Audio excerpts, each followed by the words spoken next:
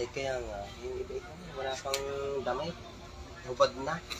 Masarap yung si Lupit ang mag-hubad. Kitsaron mo. Pakita mo mukha ni Lupit. Bibili ng isang pasaan na